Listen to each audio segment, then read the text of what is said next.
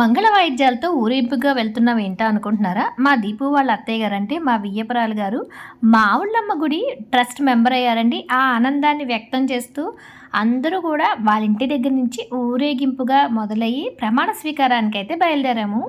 ముందుగా వాళ్ళ ఇంటి దగ్గరలో ఉన్న దేవాలయాలు, అలాగే వినాయకుడి దేవస్థానం, శంకరపద్మయ్య గారి వీధిలోని పెద్దాంజనేయ స్వామి వారి దేవస్థానానికి, అలాగే భీమేశ్వర స్వామి దేవస్థానం, ఇలా దారిలో వచ్చే అన్ని దేవస్థానాల దగ్గర దర్శనం చేసుకుంటూ ఆ బాణాసంచా మోతలతో మొత్తం వాళ్ళ సపోర్టర్సు, మిగతా చుట్టాలు, ఫ్రెండ్స్ అందరూ కలిపి ఊరేగింపుగా అయితే మావుళ్ళం గుడి వరకు బయలుదేరిపోయాం. ఇదిగో ఇప్పుడైతే సింహాద్రి అప్పనవారి దేవస్థానానికి వెళ్ళామండి. ఇక్కడి నుంచి అయితే భీమేశ్వర స్వామి వారి దేవస్థానానికి వెళ్ళాం. భీమేశ్వర స్వామి దేవస్థానానికి వెళ్ళేసరికి మొత్తం అందరం కలిసి ఇలా ఒక గ్రూప్ పిక్ అయితే దిగేసామండి.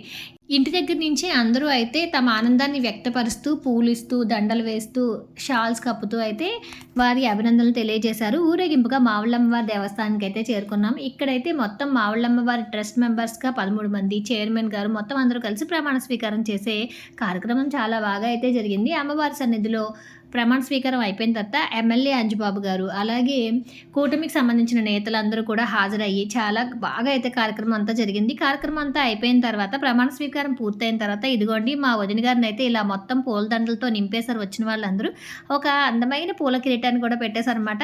మా అన్నయ్య గారికి, వదిన గారికి అందరూ కూడా వారి వారి అభినందనలు చాలా ఆనందంగా అయితే వ్యక్తపరిచారు. ఇలా ప్రమాణ స్వీకారోత్సవం చాలా ఆనందంగా జరిగింది.